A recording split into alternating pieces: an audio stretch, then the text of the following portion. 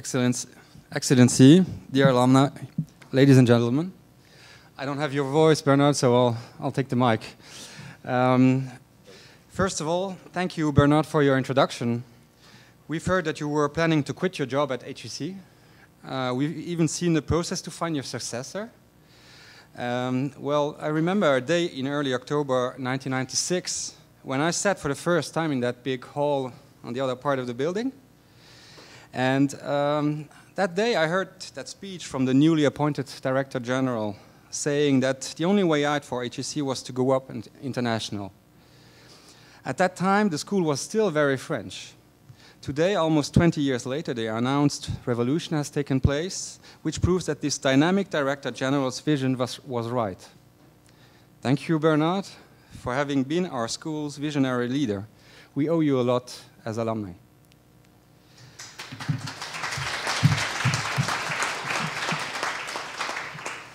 So being the president of the Luxembourg chapter of HEC Alumni, I have also the pleasure to join Bernard in welcome you all to this second Luxembourg Day on the HEC campus. Looking back on our first edition in 2013, we thought that it had been a success, and so did our sponsors, because most of them decided to return once more with us, and we convinced some new ones to step on board. I'd like to thank them straight away, and you can see them on screen. Why present Luxembourg abroad? Well, as a matter of fact, reading the international press in Luxembourg sometimes upsets us. The country that some journalists depict is not the country we live in our opinion at least.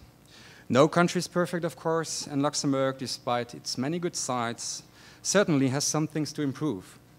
For a few hours, you will be able to take a closer look at this very dynamic country and make up your own opinion about it. In this context, yesterday morning, I have been able to shortly meet someone who could not be with us today, but who wanted to greet you. Here is a short video in French for you.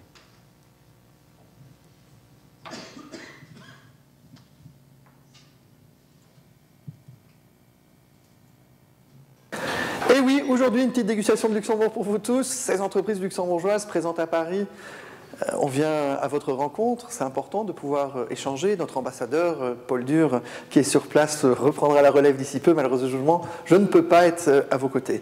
Luxembourg, pays en mutation, oui, un pays où on parlait encore, et je regarde très loin en arrière, agricole, après l'industrie, aujourd'hui le secteur tertiaire. Et je n'ai pas besoin de vous dire la réputation qu'ont les étudiants d'HEC. Alors, apprenez à nous connaître. J'avoue, il ne faut pas des mois et des mois pour visiter notre pays, mais venez faire une petite visite et vous allez voir que peut-être que vous n'allez plus vouloir le quitter. Bonne journée. So, as you can see, we have a young and dynamic Prime Minister. He's always very busy, but he found 5 minutes yesterday morning, just before government meeting, to shoot this video, and he's always quite easily available.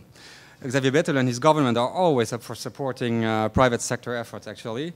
I must say this, although a major part of my day-to-day job when I'm not president of the Luxembourg chapter is to complain about things that still could be improved for Luxembourg companies. Well, today we want to show you our Luxembourg, the one we live in, the one we work in. Some of us, like me, are natives of the Grand Duchy. Most of us are foreigners who have deliberately chosen this destination.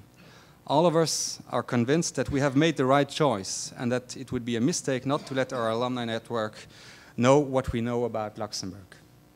The more professional reason for organizing this event, however, is the fact that Luxembourg companies need more and more highly qualified staff, and they need to look for proper candidates where they are. The HEC campus is such a place. We only try to offer meet demand, and our country is a good choice for HEC alumni. Our country shows a strong track record with regard to economic growth. Today, the crisis made everything a bit slower in Europe, but Luxembourg still maintains a higher rhythm than others. Its financial center is undergoing a fundamental shift, and the diversification of the economy is continuing. These are great times for people who want to show their competence. I have thanked our sponsors at the beginning, but I really need to thank the team that organized the event. All this has been done in the past 8 months and was only made possible by the commitment and competence of the HEC alumni in Luxembourg and in Paris and of the HEC staff here on the campus. The past weeks were, of course, stressful. Finalizing the last details here and there and managing last-minute surprises. All this has been done on top of our day-to-day duties. So I hereby would like to thank them all warmly as well. Ladies and gentlemen, today we are very honored by the presence of two important people from Luxembourg who will give you their insights on our country. The first one is our ambassador here in Paris, Mr. Paul Dühr, who has supported the idea of this Luxembourg Day from the very beginning in 2013. To shortly introduce him to you, he started his career as an attorney at law at the Luxembourg bar. He soon realized that he wanted something different, and he moved to the Ministry of Foreign Affairs. After a few years at the United Nations in Geneva, he was appointed ambassador, and his first stop was Portugal. Since 2012, he's based in Paris and is also our representative at the OECD and at UNESCO. The second one is Nicolas Mackel, the CEO of Luxembourg for Finance, our agency for the development of the financial center. Nicolas is also a lawyer by education.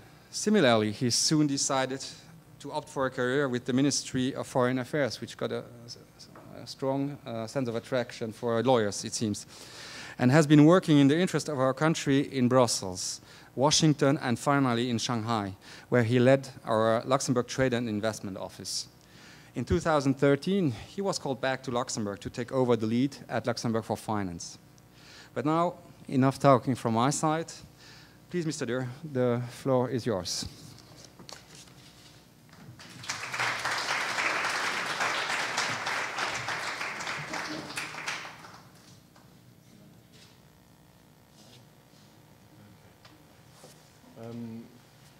Hello, good afternoon. Thank you very much. I think the Dean has but thank you very much for his kind words about Luxembourg. This is an afternoon where well, first of all, the fog is lifting, which seems a good sign. But I can realize two dreams, sort of fantasies. One is, at last, I see Luxembourg invade a major French institution. It is a great honor for us to be with you here this afternoon.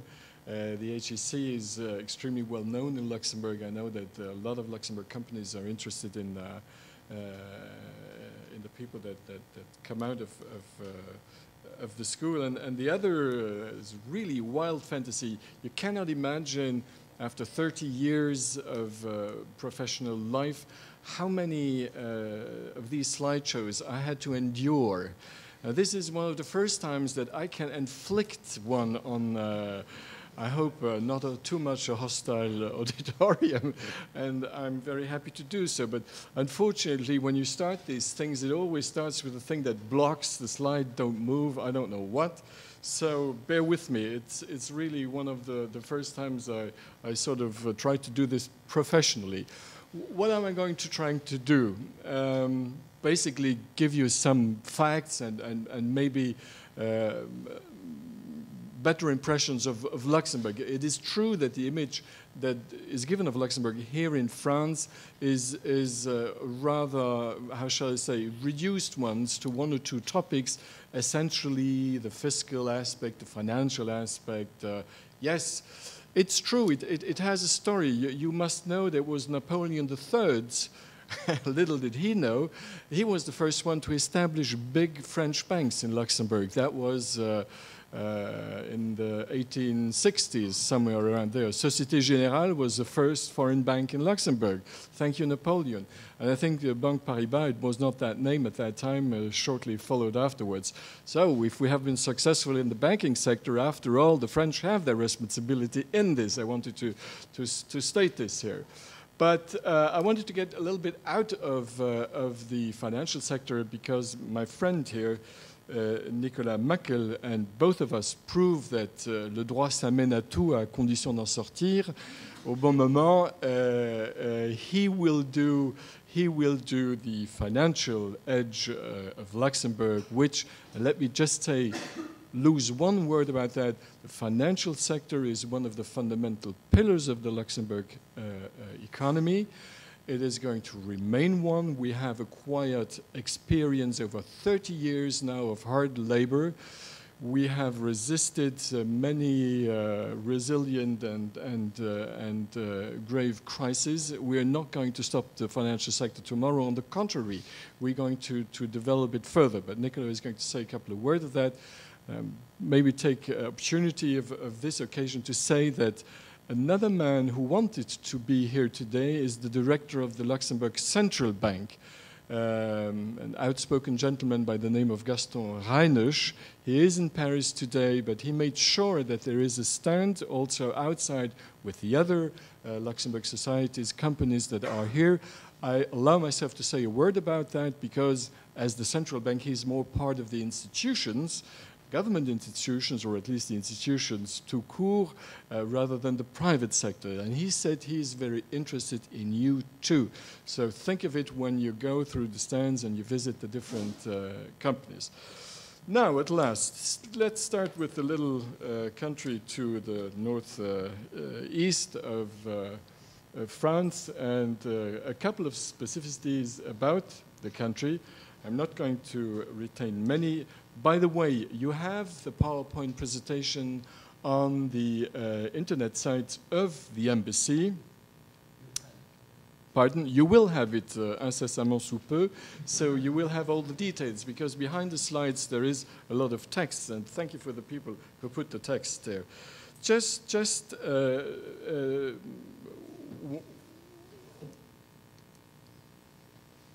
Am I trembling too much? No, it works. It does work. The population, what is important, this is the 550,000 that you usually take to divide the gross national product or the gross interior product, and that makes us the richest country in the world. What you should do to have the correct figure is you have to add about 200,000 people that work actually in Luxembourg every day, but that travel back. Half of them are French, almost 100,000, 80 or 90,000. The others are French, German, and Belgium. So the real workforce, the force vive of Luxembourg, is actually close to 750,000 if you look at the country from an economic point of view.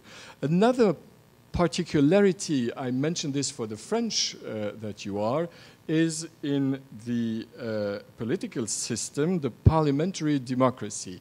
Yes, specificity is that the constitution is written in a way and the elections are organized in a way that you practically only can build a government through a coalition. That means that ideology plays maybe a little bit lesser role in Luxembourg than here or other countries, because in Luxembourg, liberals have to govern with the socialists, and the conservatives have to govern with the green people. Right. Well, the satellite company SES is the second biggest in the world. You got a couple of other ones. To stop on the last slide, which is the international institutional side. We think it is extremely important. Luxembourg is not only a home for bigger than the World Bank, to give you an idea of the propension. And it works, of course, very closely also with the Luxembourg financial sector. Okay, of transportation, and we hope that we are going to be a little bit further there. We're going to put some stress on that sector here in France during that year. This year, we're going to organize a couple of seminars there to be permanently at the top. One which is not mentioned here is the renminbi presence in Luxembourg. We have 2 or 3 features here. Maybe the second dot, I would like to stress that, the data centers. Luxembourg is the country which in Europe has the highest density of data centers, tier 4 qualifications. these are the ones that are the most secure. Why do we have them? Because the banks wanted us to have them at a time where banking secrecy still played a role. But now it is a very good selling argument to attract other companies which need that type of data centers in Luxembourg. It is a very rare feature. I mean, France has a couple of them, but the density, and I think even in absolute numbers, is less high in France than in Luxembourg. Well, Skype and Amazon, you have seen them in French media. I'm not going to dwell on that much longer. Next slide. Here we are in the logistics, just to remember that we are the 7th largest air cargo hub in Europe, which for a small country like Luxembourg is rather remarkable, but then we are, and I'm a boy, my father comes from Meertot, which is the Luxembourg port, river port. I don't think we have it on here. It is worth to mention. And the Luxembourg Free Port, which is our latest feature, which allows to deposit all types of goods, essentially from the art sector, for a couple of months in Luxembourg without having to pay VAT before around the Luxembourg economy. Just 2 or 3 things to mention at the end of this. The World Bank Doing Business report lists Luxembourg as #1 in the faithful execution of contracts. They list us as number 15, and I think it is out of 160 countries in the world, number 15, 1-5, in the payment of taxes. That's the least we can do. We are number 37 in the building permissions, which is an important one because you have to establish a business somewhere, and this is out of exactly 189 countries. Now you have seen when you get out of here, we have a couple of prospectus, I don't know how your leaflets, on how to build up a business in Luxembourg, if you're interested to do that. There are financial facilities, there are fiscal facilities, but above all, there is a will of us to welcome you and to work with you and to make sure that you're going to thrive and have success in Luxembourg. And for those of you that remain in this wonderful country, and I'm sure very many of you are going to do that. Most of you, is a formidable place to work also. Work with the companies in Luxembourg. We have parented mentalities. We share partly the same language. There's not a big difference between us, except maybe in the way we organize ourselves. Now, before giving the floor to Nicolas Mackel, I just wanted to ask a fellow Frenchman who has opened business in Luxembourg, maybe to tell you in 2 or 3 sentences why he went there, and whether it was a good experience, I hope so, or whether it wasn't and he's going to stop his business there. So may I please ask, please, Mr. Pitzer ici to say very shortly maybe a couple of sentences of your experience in Luxembourg. And in the meantime, thank you very much.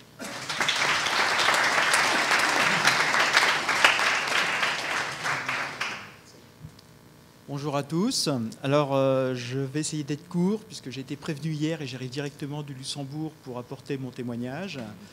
Donc, je suis Fabien Pedezer, dirigeant fondateur d'Arakis à Saint-Malo en Bretagne. Et j'ai eu l'occasion de contacter en février 2014 les services de l'ambassade pour un projet d'implantation au Luxembourg pour pouvoir passer en internationalisation de notre activité. Juste 2 mots sur ce que nous faisons. Nous travaillons dans l'intelligence artificielle et nous développons des solutions pour l'orientation tout au long de la vie, de l'orientation scolaire jusqu'au recrutement, reclassement, réorientation professionnelle. Donc basé sur des méthodes sémantiques. Qu'est-ce que je peux dire sur le Luxembourg? Beaucoup de choses, mais je retiendrai surtout 3 points. C'est déjà l'efficacité. Je vais donner l'exemple. Nous avons créé en 2008 notre première entreprise à Saint-Malo et il nous a fallu 7 ans pour officialiser, en ayant présenté à Bercy, au cabinet d'affaires de Madame Pellerin, la ministre à l'époque, de tout ce qui était l'innovation des PME, pour aujourd'hui créer notre premier centre de recherche sémantique dédié aux ressources humaines à Saint-Malo et qui va s'ouvrir officiellement là le mois prochain. Contacté en février, j'envoie un email à 5 h du matin à l'ambassade, à 10 h le consulaire de Nantes m'appelle, à 10h15 j'ai le retour de Laurence Ossiska qui nous accompagne depuis le début. On échange, on envoie quelques dossiers, 3 jours après, échange téléphonique, 3 semaines après, je suis à l'ambassade, je présente le dossier et nous sommes invités au mois de juin au Girdays et nous avons une semaine pour avoir... Enfin, on nous a préparé des contacts, on nous a tout préparé. Voilà. On n'a eu qu'à louer un gîte avec un de mes associés. C'est tout ce que nous avons fait. Tout le reste, ils l'ont géré. Ça, c'est de l'efficacité. Ensuite, il n'y a pas que l'efficacité. Ils nous ont ouvert les portes, ils nous ont facilité l'approche de différents partenaires pour pouvoir créer notre entreprise.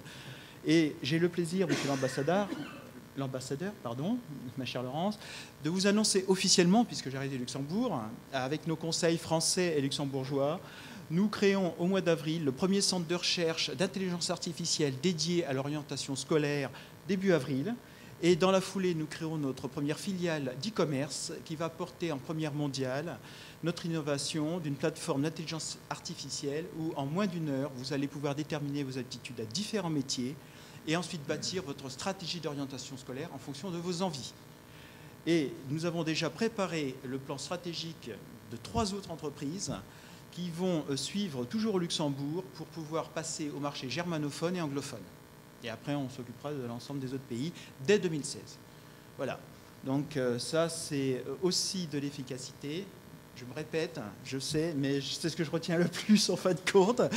Ce qu'il faut surtout savoir au Luxembourg, l'environnement, la pensée des Luxembourgeois dans l'approche économique n'est pas du tout celle des Français. Et moi, en tant que chef d'entreprise, c'est un vrai choc culturel. En France, on n'a pas démarré qu'on est déjà taxé, il faut déjà payer plein de choses, et après, peut-être, on pourra démarrer.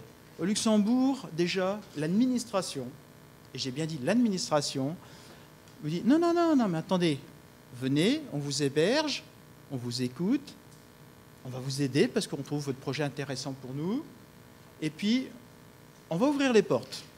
Après, vous faites votre réflexion. Si vous êtes OK, vous installez.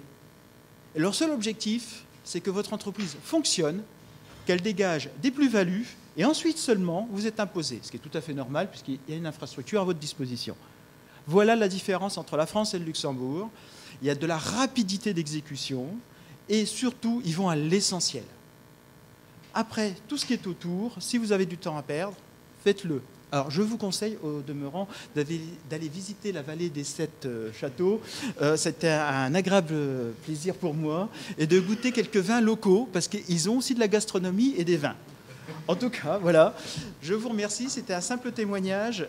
Mais sérieusement, n'hésitez pas à mettre le Luxembourg dans vos réflexions, aussi bien en termes métiers, si vous allez travailler pour un employeur luxembourgeois, ou des sociétés étrangères à implanter au Luxembourg, ou créer votre propre start-up. Ça vaut vraiment le coup et on n'ira jamais aussi vite en France, sauf si on change de mentalité. On a du travail. Merci.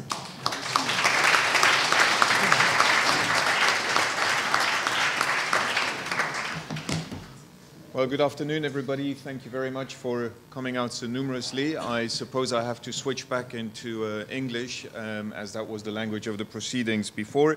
And I have to be extremely brief, I am told, so apologize for speaking a little bit more fast than the previous speakers, but I would like to nevertheless tell you a few things about Luxembourg's Financial Center. First of all, let me introduce myself and especially the agency that I represent. Nicolas was kind enough to explain to you that Luxembourg for Finance is the agency for the development of the Luxembourg Financial Center. It's also in charge, besides business development, attracting new actors, helping those that are there to find new markets.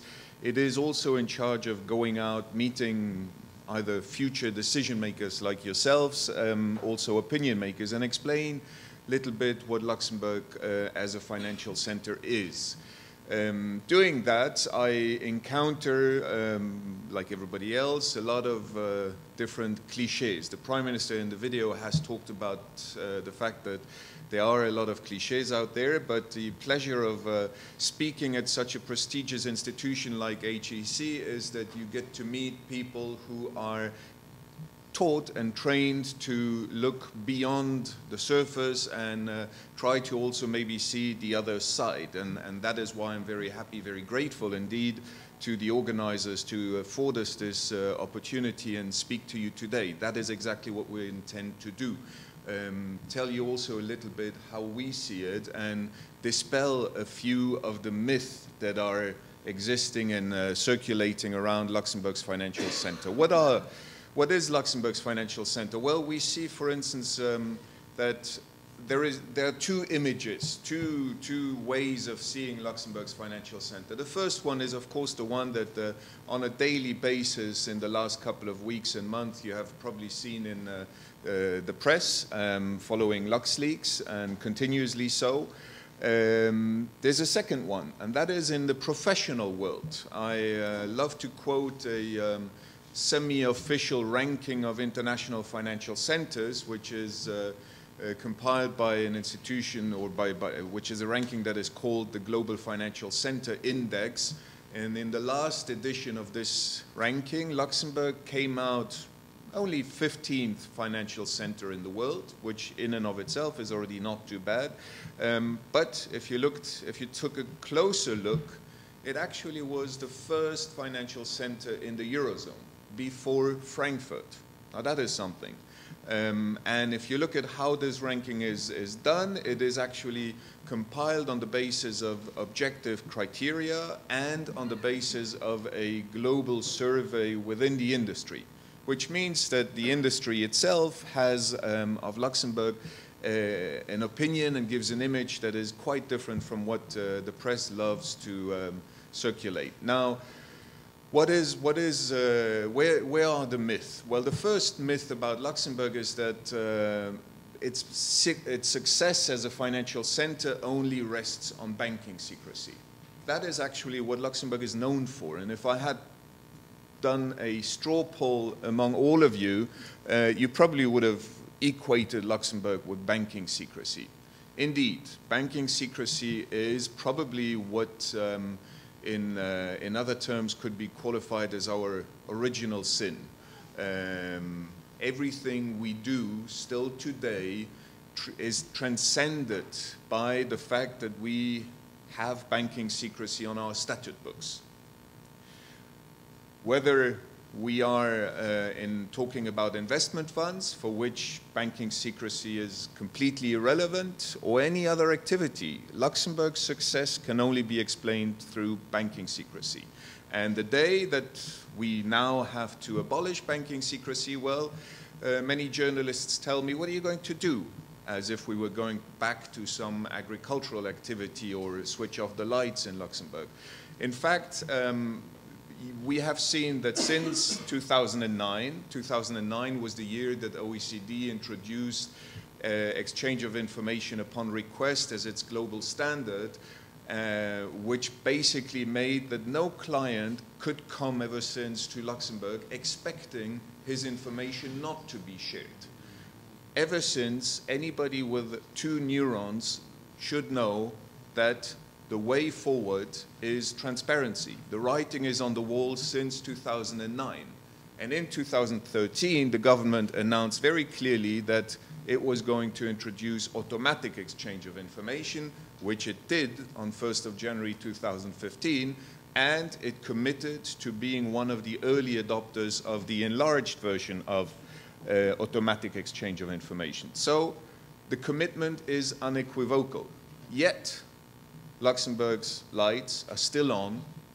Banking activity is thriving. Indeed, Luxembourg as a financial center is one of the only financial centers, if not the only, where, for instance, the number of banks has increased over the last couple of years. We have now 148 banks from 27 countries. In the investment fund industry, over the same period of time, 2009 till now, the assets under management have nearly doubled. We are now above 3,000 billion. Makes us the #1 investment fund distribution center in Europe and the #2 globally. Luxembourg has, over the course of the last 3 to 4 years, developed itself, the ambassador has hinted to it, to becoming one of Europe's, if not the leading, then one of Europe's leading renminbi business hubs. We have in Luxembourg the major Chinese banks. Bank of China was already present in Luxembourg since 1979. So that's not a new occurrence, but it's something that dates back a number of years. ICBC, China Construction Bank, and more recently China Merchant Bank, Agricultural Bank of China have chosen Luxembourg as their platform in Europe to cover the rest of the European market from there. But that is not the only thing in renminbi business. Luxembourg also, because it is the major hub for investment fund distribution in Europe, obviously is also the major hub for distribution of renminbi-denominated investment products. And the Luxembourg Stock Exchange, because we have a stock exchange, which actually is one of the most important stock exchanges for international bond listings, is the one stock exchange that not only listed the very first, at the time that was allotted to me, is that there is actually no real economic activity. I think the ambassador dwelled quite well on the diversification of the Luxembourg economic tissue. I don't need to go back into that. What I would like to say is also in the financial center, whereas, as I said, many of you probably link Luxembourg to banking secrecy, which was only operational in one part, which is private banking. But even in that part, since we committed to transparency, the volumes of assets under management go to. And they benchmark one jurisdiction compared them to the others. And, sorry, some cases Luxembourg wins. Some cases we don't. But if we win, it is never only on taxation. No company, no entrepreneur will take a decision on one single factor. If we manage to attract companies, whichever area they're in, it is always on a number of factors. These factors can range from the efficiency of the bureaucracy, the responsiveness of the regulator, the openness to innovation. It can sometimes be very, very simple factors like access to international schools. If you're a US company, you want to operate in Europe, you want to set up a headquarters somewhere, and you set this headquarter up somewhere in the middle of nowhere, and you call your manager and you tell him, listen, you're going to Europe now, and the manager calls his wife and says, darling, we're going to Europe. Where are we going to? I don't know, this strange place. First question the wife is going to ask, okay, which school are our kids going to? And if the answer to that question does not come within the first 2 seconds and is satisfying, he's not going. Very clearly not. Is what brings companies to Luxembourg? Well, sorry, look yourself in the mirror. Look yourself in the mirror. You will see that it's not only taxation. If they haven't chosen you, sorry, you weren't the most beautiful girl at the dance. Now, with this, ladies and gentlemen, I hope that I could dispel a few of the myth. There is obviously much more to say about Luxembourg, much deeper to dig into. If you have any question, our stand is out there, Luxembourg for Finance. Our website is available for you with all the information that you would ever dream of getting about Luxembourg's financial center. And we certainly are available, as Luxembourg always is, open for business. Thank you very much.